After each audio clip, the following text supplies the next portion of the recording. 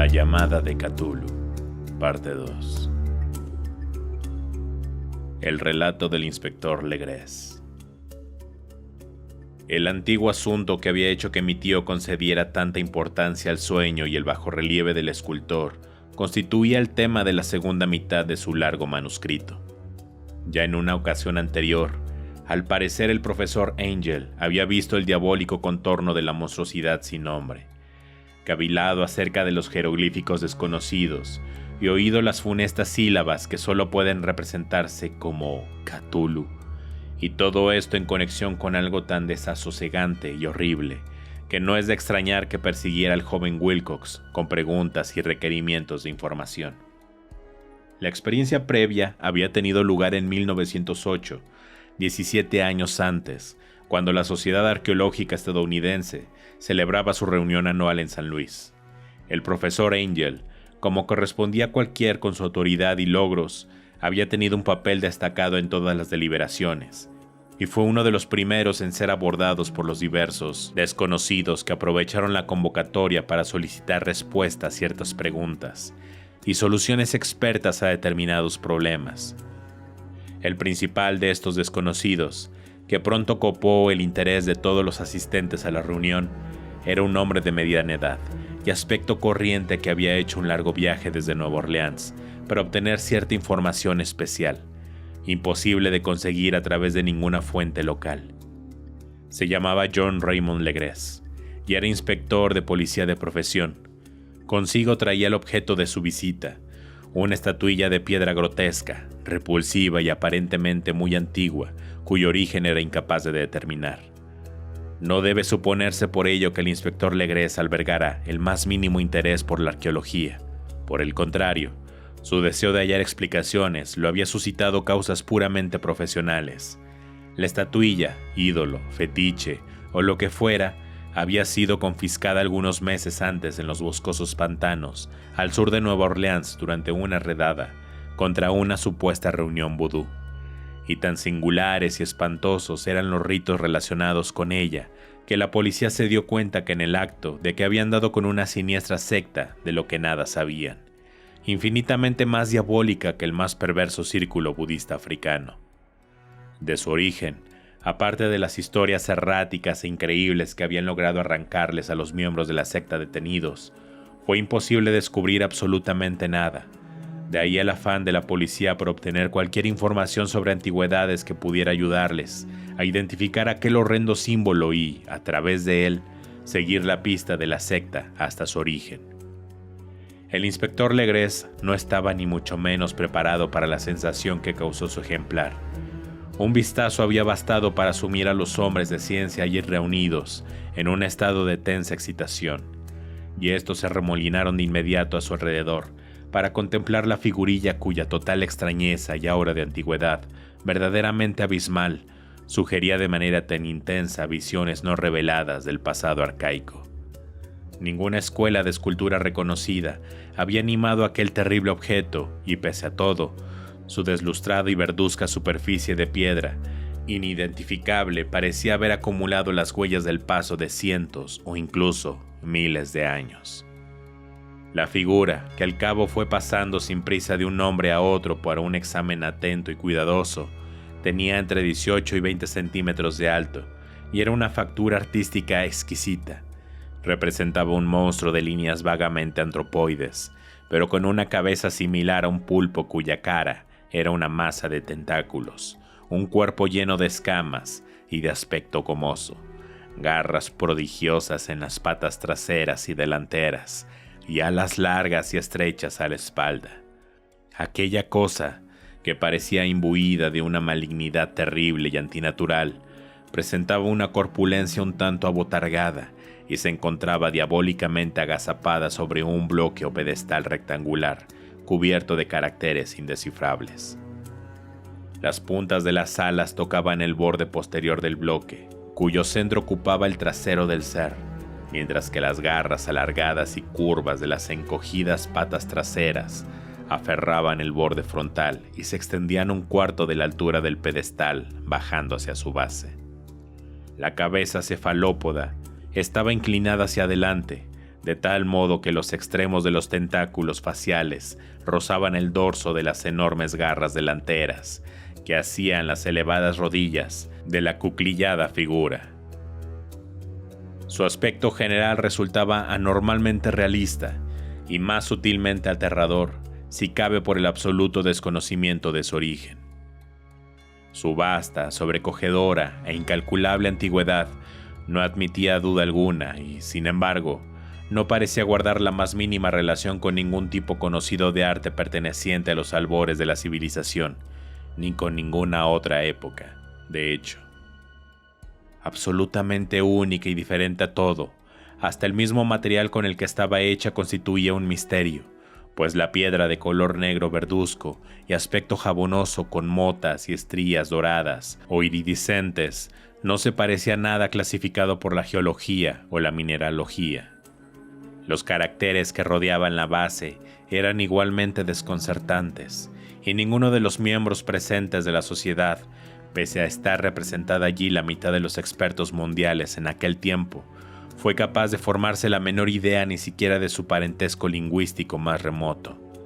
También dichos caracteres, como el tema y el material de la escultura, pertenecían a algo horriblemente arcaico y distinto de la humanidad, tal como lo conocemos. Algo que evocaba de forma espantosa siglos pretéritos e impíos de la vida en la que nuestro mundo y nuestras concepciones no tienen lugar. Y con todo, mientras los científicos meneaban uno por uno sus cabezas y se confesaban derrotados por el problema del inspector, había un hombre en aquella reunión que creyó advertir una ligera y extraña familiaridad en la forma monstruosa y en la escritura, y que pasado un breve rato contó con cierta timidez la rara anécdota que conocía. Esta persona era el difunto William Channing Webb, profesor de antropología en la Universidad de Princeton y explorador de no poca categoría. El profesor Webb había participado, 48 años antes, en una expedición por Groenlandia e Islandia, en busca de unas inscripciones rúnicas con las que no logró dar. Y durante su estancia en las montañas de la costa oeste de Groenlandia, se habían topado con una singular tribu o grupo religioso de esquimales, degenerados cuyo culto, una curiosa forma de adoración al diablo, le heló la sangre por su carácter deliberadamente sanguinario y repulsivo. Era una fe de la que otros esquimales sabían poco y que mencionaban solo entre escalofríos, diciendo que habían surgido en eones horriblemente antiguos, antes incluso de la creación del mundo. Además de ceremonias inenarrables y sacrificios humanos, realizaban ciertos ritos extraños transmitidos de generación en generación y dirigidos a un archidemonio Tornasuk antiquísimo. Y de ellos el profesor Webb había tomado una esmerada transcripción fonética por boca de un viejo Angehok, o sacerdote hechicero, expresando los sonidos por medio del alfabeto latino lo mejor que supo. Pero lo que ahora resultaba más relevante era el fetiche que la tribu tenía como posesión más preciada, y alrededor del cual danzaban cuando la aurora boreal brincaba en el cielo sobre los acantilados helados. Se trataba, declaró el profesor, de un bajorrelieve de piedra burdamente tallado, que contenía una figura horripilante y una críptica inscripción. Y, hasta donde él podía decir, era un tosco paralelo en todas sus características fundamentales de la bestial estatuilla que se encontraba ahora frente a los asistentes al encuentro.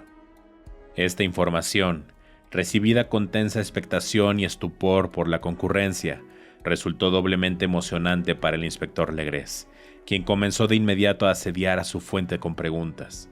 Dado que había observado y copiado un cántico ritual de los adoradores del pantano detenidos por sus hombres, suplicó al profesor que trataran de recordar lo mejor que pudiera las sílabas anotadas entre los esquimales diabolistas. Después tuvo lugar una exhaustiva comparación de detalles y un instante de silencio verdaderamente sobrecogido cuando el detective y el científico se mostraron de acuerdo en que había una frase prácticamente idéntica que aquellos dos ritos infernales separados por tantos miles de kilómetros compartían. Lo que, en esencia, tanto los hechiceros esquimales como los sacerdotes del pantano de Luisiana habían cantado a sus ídolos afines era algo muy parecido a esto. Las divisiones entre palabras se habían supuesto a partir de las pausas que solían escucharse en la frase al ser cantada en voz alta. Punglui mol naf, Cthulhu rula, Van Alftan. Legrez tenía cierta ventaja sobre el profesor Webb, ya que varios de los arrestados le habían repetido lo que los viejos celebrantes les habían explicado que significaban las palabras. El texto anterior, tal como aparece aquí, venía a decir más o menos lo siguiente. En su morada de Rila, Cthulhu sueña sin vida mientras espera.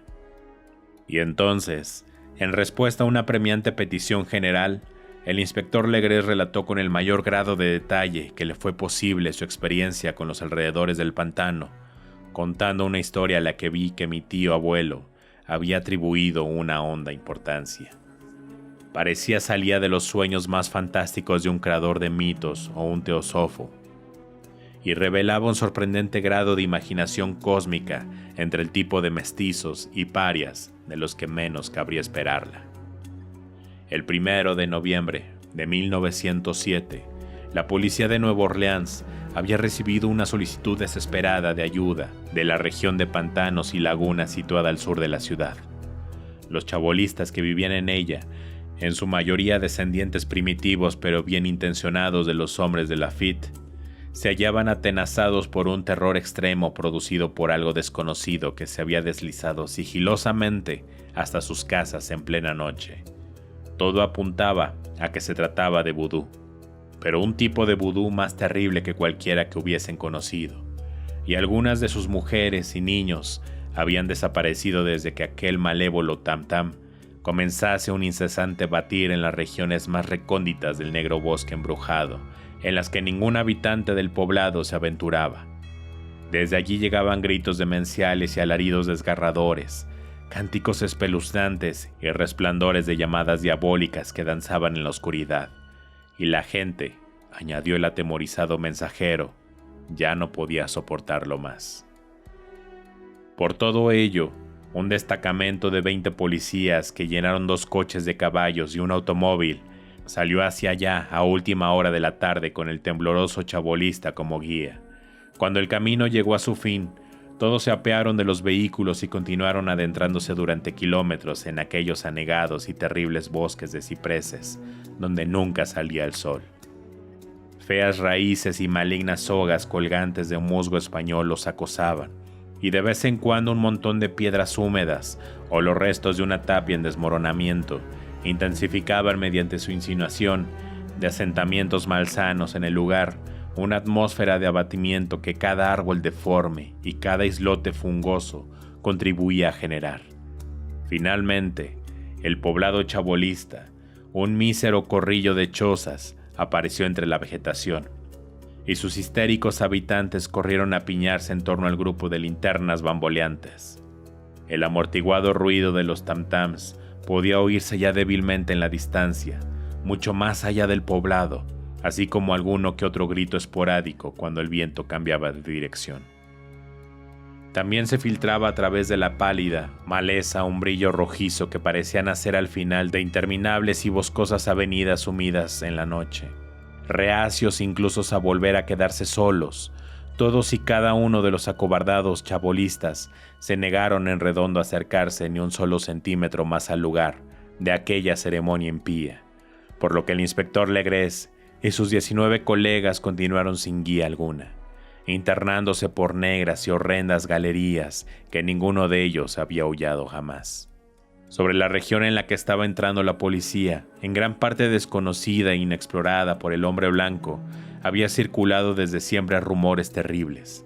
Las leyendas hablaban de un lago oculto, nunca visto por ojos mortales, en los que habitaba una especie de enorme y amorfo pólipo, blanco con ojos luminiscentes, y los chabolistas contaban en voz baja que unos demonios con alas de murciélago surgían de profundas cuevas abiertas en la tierra para rendirle adoración a medianoche. Se decía que había morado allí desde antes de la llegada de D'Iberville, de La Salle, de los indios e incluso antes que los pájaros y demás animales benéficos del bosque. Era una pesadilla encarnada y contemplarla significaba la muerte, pero la gente la vislumbraba en sueños y así sabían lo suficiente de ella como para mantenerse alejados. La orgía vudú de aquel día se estaba celebrando, es cierto, únicamente al borde de esa aborrecible región, pero aquel lugar ya era de por sí bastante terrible. Por tanto, cabía la posibilidad de que el escenario mismo de la ceremonia hubiera asustado más a los chabolistas que los espantosos sonidos e incidentes. Únicamente la poesía o la locura podía hacer justicia a los ruidos que oyeron los hombres de Legrés, mientras se abrían camino a través de la tenebrosa ciénega en dirección al encendido resplandor y los sordos tam-tams. Existen cualidades vocales propias de los hombres y otras propias de las bestias, y resulta terrible oír una cuando la fuente debería producir la otra. La furia animal y el libertinaje orgiástico se autoespoleaban hasta cotas demoníacas por medio de aullidos y éxtasis estridentes que desgarraban aquellos bosques y retumbaban a través de sus negras sombras como tempestades pestilentes surgidas de las profundidades del infierno.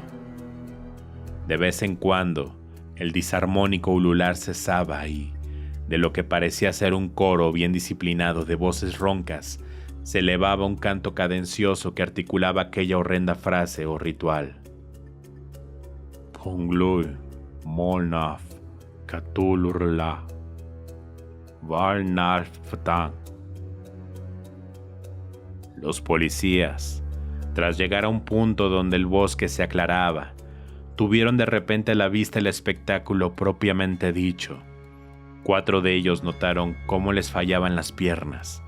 Uno se desmayó, y otros 2 no pudieron contener un grito enloquecido, que por suerte ahogó la furiosa cacofonía de la orgía. Legrés reanimó a la gente desmayado echándole agua del pantano en la cara, y todos permanecieron allí quietos, temblando, y prácticamente hipnotizados por el horror. En un claro natural del pantano, había una isla herbosa de quizás algo menos de media hectárea de extensión, sin árboles y razonablemente seca. En ella brincaba y se retorcía en aquel momento una horda más difícil de describir de aberraciones humanas que nadie, salvo un cime o una angarola, sería capaz de retratar. Estos engendros híbridos, que se hallaban completamente desnudos, estaban rebuznando, bramando y contorsionándose alrededor de una hoguera con forma de anillo, en cuyo centro, revelado por huecos ocasionales de la cortina de llamas, se alzaba un gran monolito granítico, de unos 2,5 metros de altura, sobre el que descansaba, incongruentemente en su diminutez, la abominable estatuilla. De un amplio círculo de 10 cadalsos, con orcas levantados a intervalos regulares en torno al monolito circundado de llamas, colgaban, boca abajo, los cuerpos violenta y extrañamente desfigurados de los desvalidos chabolistas que habían desaparecido. Era dentro de este círculo donde el coro de adoradores saltaba y vociferaba, desplazándose de izquierda a derecha en una incesante bacanal entre el anillo de cuerpos y el anillo de fuego. Puede que solo fuera la imaginación, o tal vez solo los ecos los que indujo a creer a uno de los policías, un hispano de temperamento nervioso, que había oído unas respuestas antifonales al ritual desde algún punto lejano y no iluminado más al interior del horrendo bosque del que hablaban las antiguas leyendas. Con este hombre, Joseph de Galvez, me reuní posteriormente para hacerle algunas preguntas, y resultó ser inquietantemente imaginativo. Llegó a insinuar incluso que había escuchado un batir de grandes alas apenas perceptible, y divisado unos ojos brillantes y una descomunal mole blanca, más allá de los árboles más lejanos. Pero supongo que simplemente había prestado demasiada atención a las supersticiones locales. En realidad, la parálisis horrorizada de los agentes fue relativamente breve.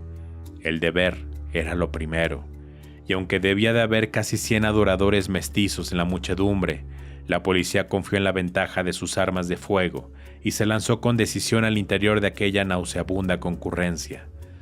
Durante los 5 minutos siguientes, el tumulto y el caos resultante fue indescriptible. Hubo golpes brutales, disparos y huidas, pero al final Legrez alcanzó a contar unos 47 detenidos con cara de pocos amigos, a los que obligó a vestirse apresuradamente y formar en una línea entre dos filas de policías. 5 de los adoradores yacían muertos en el suelo, y otros 2 gravemente heridos fueron trasladados sobre camillas improvisadas por sus futuros compañeros de calabozo.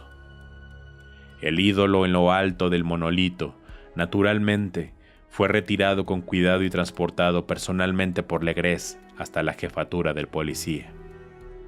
Una vez examinados allí tras una marcha tremendamente tensa y fatigosa, todos los detenidos resultaron ser hombres de muy baja extracción social y de naturaleza mestiza y mentalmente aberrante. La mayoría eran marineros, y unos cuantos negros y mulatos, mayormente antillanos y caboverdianos, de la isla de Brava, aportaba un matiz budista a la heterogénea secta. Pero antes de que se le hubieran hecho muchas preguntas, resultó evidente que todo aquello estaba relacionado con algo mucho más profundo y antiguo que un fetichismo negro. Pese a su degeneración e ignorancia, aquellos individuos se mantuvieron sorprendentemente y sólidamente unidos en la idea central de su execrable culto. Adoraban, según decían, a los primogenios, que habían vivido eras antes de que existiese el hombre y llegado a nuestro entonces joven mundo desde las estrellas.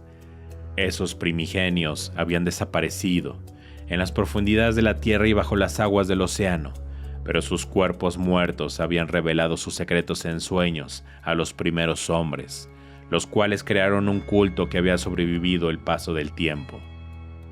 Este era ese culto, y los detenidos dijeron que siempre había existido y que siempre existiría, escondido en yermos lejanos y lugares recónditos de todo el mundo, hasta el momento en que el sumo sacerdote Cthulhu, desde su oscura morada en la poderosa ciudad de R'lyeh, en el fondo del mar, despertase y sojuzgase nuevamente la tierra. Un día él los llamaría, cuando las estrellas fueran propicias, y la secta secreta estaría siempre a la espera lista para liberarlo. Y hasta que llegase ese día, no debían decir más. Había un secreto que ni siquiera la tortura podría arrancarles. La humanidad no se encontraba completamente sola entre los seres conscientes de la Tierra, ya que de la oscuridad surgían formas que visitaban al pequeño círculo de fieles, pero esas formas no eran los primigenios. Ningún hombre había visto nunca a estos. El ídolo tallado era el gran Cthulhu, mas nadie podía decir si los demás eran exactamente como él. Ya nadie sabía leer las viejas inscripciones, pero los conocimientos se transmitían de palabra. El canto ritual no era el secreto. Este nunca se pronunciaba en voz alta, tan solo en leves susurros. El canto decía simplemente: en su morada de R'lyeh, Cthulhu sueña sin vida mientras espera. Solo 2 de los detenidos fueron considerados lo suficientemente cuerdos como para colgarlos. El resto fue internado en diversas instituciones psiquiátricas. Todos negaron haber tomado parte en los asesinatos rituales, afirmando que el sacrificio lo habían ejecutado las alas negras, que habían acudido a ellos desde su lugar de encuentro inmemorial en el bosque embrujado. Pero de esos misteriosos aliados no se logró obtener ninguna descripción coherente. Lo único que pudo sacar en claro la policía provino en su mayor parte de un mestizo tremendamente anciano, llamado Castro, que mantenía que había navegado hasta extraños puertos y hablado con líderes inmortales de la secta en las montañas de China. El viejo Castro recordaba fragmentos de espantosas leyendas que hacían palidecer las especulaciones de los teósofos, y que el hombre y el mundo parecieran, de hecho, jóvenes y efímeros. En eones del pasado otros seres habían gobernado la tierra y habitado inmensas ciudades, cuyas ruinas, según aseguró que le habían dicho aquellos chinos inmortales, podían encontrarse en algunas islas del Pacífico en forma de piedras ciclópeas. Todos ellos habían muerto vastas eras antes de la llegada del hombre, pero existían artes capaces de revivirlos cuando las estrellas retornasen nuevamente a las posiciones adecuadas en el ciclo de la eternidad. En verdad, habían venido desde las estrellas y traído sus imágenes con ellos. Estos primigenios, continuó Castro, no estaban compuestos totalmente de carne y sangre, tenían forma, pues no era prueba de ello aquella escultura de otro mundo. Pero esta forma no estaba hecha de materia. Cuando las estrellas se situaban de manera adecuada en el cielo, podían volar de un mundo a otro surcando el espacio, pero cuando no era así, dejaban de vivir. Mas, aunque no vivían, en realidad tampoco morían nunca. Todos yacían en construcciones de piedra de su gran ciudad de R'lyeh, preservados por los hechizos del poderoso Cthulhu, a la espera de una gloriosa resurrección, cuando las estrellas y la tierra volvieran una vez más a serles propicias. Pero en ese momento, alguna fuerza exterior debía actuar para liberar sus cuerpos.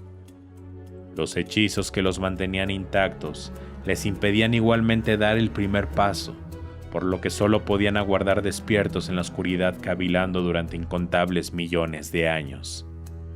Conocían todo lo que sucedía en el universo, pero su modo de comunicarse era la transmisión del pensamiento. En aquel mismo instante estaban hablando desde sus tumbas. Cuando, tras caóticos e infinitos eones, llegaron los primeros hombres, los primigenios contactaron con los más sensitivos entre ellos, dando forma a sus sueños, pues sólo así su lenguaje podía llegar a las mentes de carne de los mamíferos.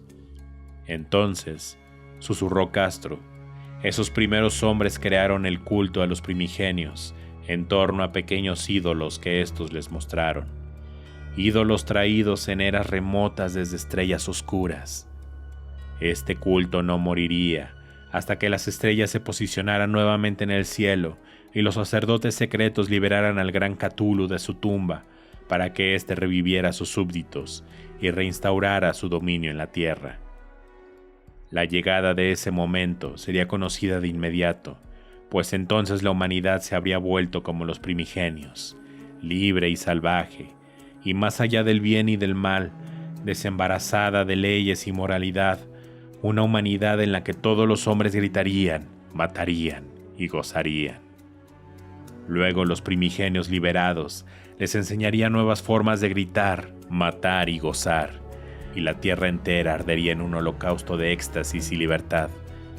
Hasta entonces, la secta, mediante ritos apropiados, debía mantener viva la memoria de esas antiguas costumbres y transmitir la profecía de su entorno. En el pasado arcaico, algunos elegidos podían hablar en sueños con los primigenios sepultados, pero entonces algo había ocurrido. La gran ciudad pétrea de R'lyeh, con sus monolitos y sepulcros, se vio hundido bajo las olas, y las profundas aguas, imbuidas del misterio primordial a través del cual ni siquiera el pensamiento podía pasar, había interrumpido la etérea comunicación. Pero el recuerdo nunca se perdió, y los sumos sacerdotes dijeron que la ciudad reemergería cuando las estrellas fueran propicias. Entonces surgieron de la tierra sus negros espíritus, envueltos en moho y secretos, cargados de vagos rumores escuchados en cavernas bajo el lecho de océanos perdidos en el tiempo. Pero de ellos, Castro no se atrevió a decir mucho. Cayó precipitadamente, y no hubo persuasión ni sutileza capaz de sacarle nada más respecto a esa cuestión. Curiosamente, también declinó hacer mención alguna del tamaño de los primigenios. En cuanto al culto, dijo que creía que su centro radicaba entre los desiertos desprovistos de senderos de Arabia, donde Irem, la ciudad de los pilares, sueña oculta e imperturbada. No tenía relación con el culto de las brujas europeas y, salvo aquellos que lo profesaban, prácticamente nadie conocía su existencia. Tampoco ningún libro le había insinuado nunca, aunque aquellos chinos inmortales decían que había dobles sentidos ocultos en el Necronomicon del árabe loco Abdul al-Hazred, que el iniciado podía interpretar como prefiriese, en especial los controvertidos versos. No está muerto lo que puede yacer eternamente, y con eones extraños aún morir puede la muerte. Legres, profundamente impactado, pero no por ello incapaz de reacción, había indagado sin éxito acerca de los orígenes históricos del culto. Castro, al parecer, no había mentido cuando dijo que era totalmente secreto. Las autoridades de la Universidad de Tulane no lograron arrojar luz sobre ninguna secta ni imagen, y ahora el detective había acudido a los mayores expertos del país sin encontrar más información que la histeria en Groenlandia del profesor Webb.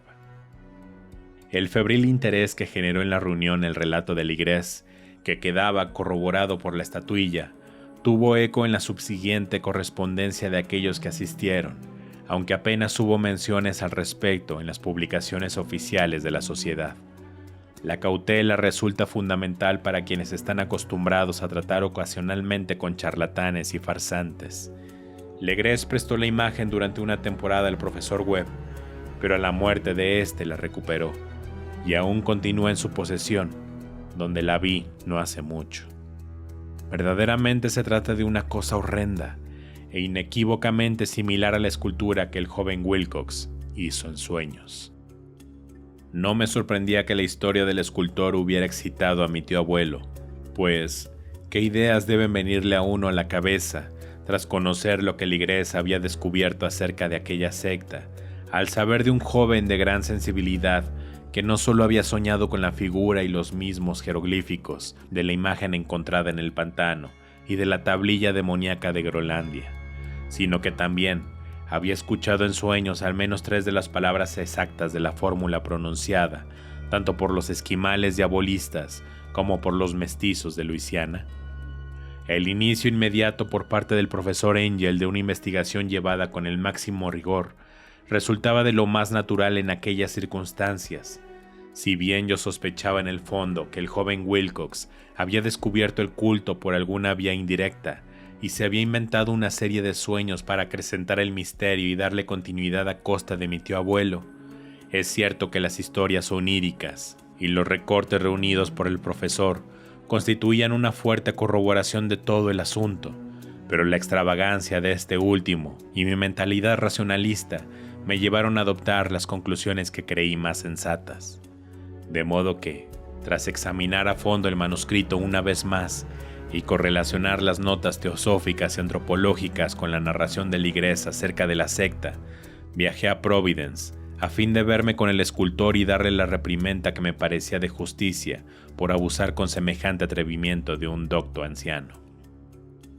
Wilcox vivía aún en el edificio Fleur de Lis de Thomas Street, una horrorosa imitación victoriana de la arquitectura bretona del siglo XVIII, de la arquitectura bretona del siglo XVII, que exhibe ostentosamente su fachada de estuco entre las hermosísimas casas coloniales de la vieja colina y a la sombra misma del campanario georgiano, más elegante de toda Norteamérica.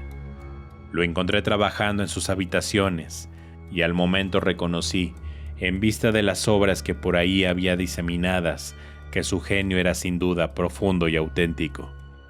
Creo que en el futuro se oirá hablar de él como uno de los grandes decadentes, ya que ha cristalizado en arcilla y algún día reflejará en mármol las pesadillas y fantasías que Arthur McCann evoca en prosa y Clark Aston Smith plasma en verso y pintura. El escultor, moreno, frágil y un tanto descuidado en aspecto, giró lánguidamente la cabeza al oír mi llamada a la puerta y me preguntó si levantarse de la silla por el motivo de mi visita. Cuando le dije quién era, mostró algo de interés, pues mi tío abuelo había suscitado su curiosidad al investigar sus extraños sueños, aunque nunca hubiese explicado la razón del estudio. Yo no le proporcioné más detalles al respecto, mas intenté con cierta sutileza que lo hiciera él. No tardé en convencerme de su absoluta sinceridad, puesto que hablaba de los sueños de un modo inconfundible. Estos y su residuo subconsciente habían ejercido una profunda influencia en su arte, y me mostró una estatua morbosa cuyas curvas estuvieron a punto de hacerme estremecer por la fuerza de la siniestra forma que insinuaba. Wilcox no recordaba haber visto el modelo de aquella cosa, salvo en su propio bajorrelieve de origen onírico, pero los contornos de la figura se habían ido moldeando por sí solo bajo sus manos de manera inconsciente.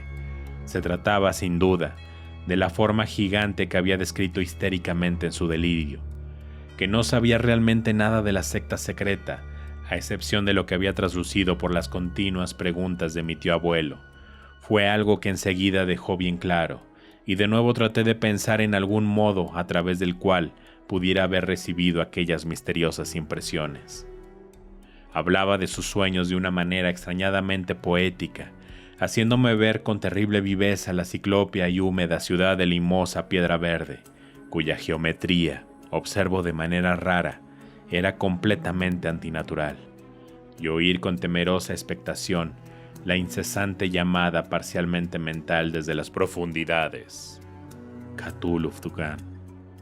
Estas palabras habían formado parte de aquel espantoso rito que hablaba de la vela en sueños de Cthulhu en su pétrea tumba de Rilá, y sentí una profunda conmoción a pesar de mis creencias racionales. Yo estaba seguro de que Wilcox había oído hablar del culto de algún modo casual, y de que lo había olvidado poco después entre sus abundantes e igualmente extrañas lecturas e imaginaciones. Mas al cabo de un tiempo, en virtud meramente de su carácter impactante, había encontrado expresión subconsciente en sus sueños, en el bajorrelieve y en la terrible estatua que yo estaba contemplando en ese momento. De modo que su impostura hacia mi tío abuelo había sido en realidad muy inocente.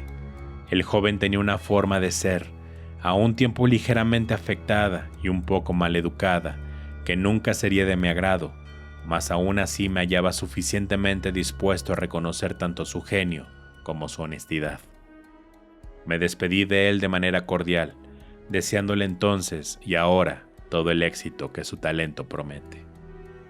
El asunto de la secta seguía teniéndome fascinado, y a veces fantaseaba con la posibilidad de alcanzar la fama gracias a mis investigaciones de su origen y conexiones.